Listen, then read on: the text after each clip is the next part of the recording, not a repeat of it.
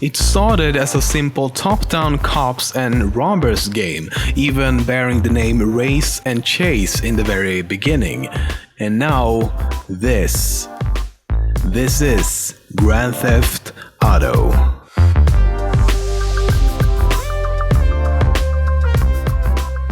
The setting of GTA 4 was originally supposed to be Liberty State instead of just Liberty City. It would have included countryside with mountains and forests surrounding the city, much like the setting of GTA 5.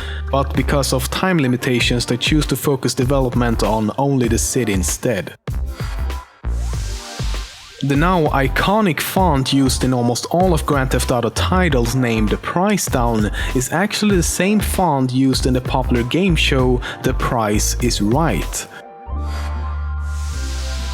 There's evidence that other Rockstar games could exist within the same universe as Grand Theft Auto.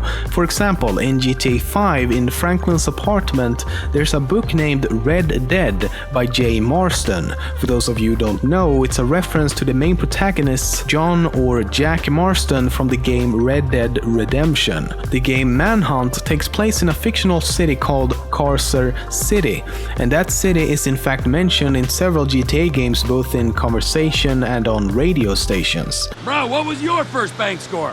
88, outskirts of Carcer City. In GTA 4, the school Bullworth Academy from the game Bully is featured in one of the in-game TV shows called I'm Rich. Months before GTA 5 was released, some very devoted fans over at GTA forums was able to predict what the GTA 5 map would look like with some almost unreal precision. They did this by very carefully analyzing every single piece of information they could get their hands on, from various trailers, advertisements, images, interviews, and other media Rockstar released prior to the game. The protagonist Niko Bellic from GTA 4 was based on the Russian actor Vladimir Mashkov in the film Behind Enemy Lines. This becomes very clear when you compare them side by side, as they look extremely similar. He was even offered to voice the character himself, but turned it down. Rockstar did the same thing with the three main protagonists in GTA 5, except they actually voiced their characters as well. In the GTA 4 mission, Three Leaf Clover, it's possible to actually kill the main protagonist of the Ballad of Gay Tony. He's featured in one of the cutscenes as well as lying on the floor with the other hostages during the mission. However, killing him won't have any effect on the story. In GTA 5, Rockstar actually hired real-life criminals to voice various criminals within the game, just to make it feel more realistic. And a lot of the time they just improvised lines instead of following the script to get the game closer to reality. One voice actor was only let out of prison the day before he went in to record his lines.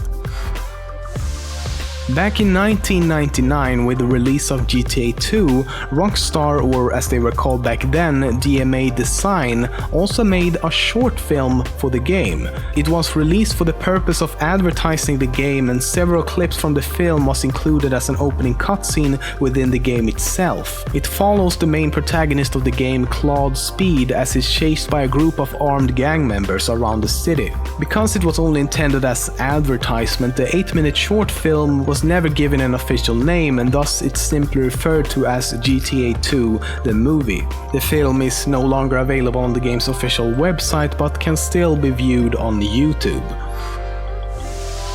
Back when GTA 3 was released in 2001, several things were changed and removed from the game out of respect for the recent 9/11 attacks. For example, the design of the police cars were changed. The old color scheme of blue with white stripes specifically resembled that of the NYPD. The iconic box art style was also redesigned partly because of 9/11.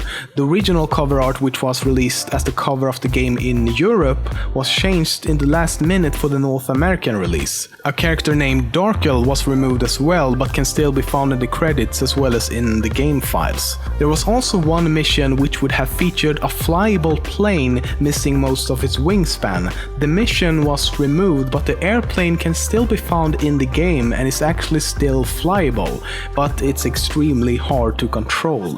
When asked about exactly how much was changed from the original version, Rockstar stated that only about 1%, and that they only removed one mission that referenced terrorists and changed a few other cosmetic details, such as the aforementioned car details, some pedestrian comments, and radio dialogue.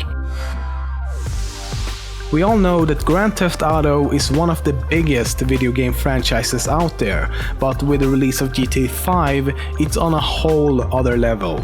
Even though GTA 5 was released only last year, it's already claimed the number 6 spot of best-selling video games of all time.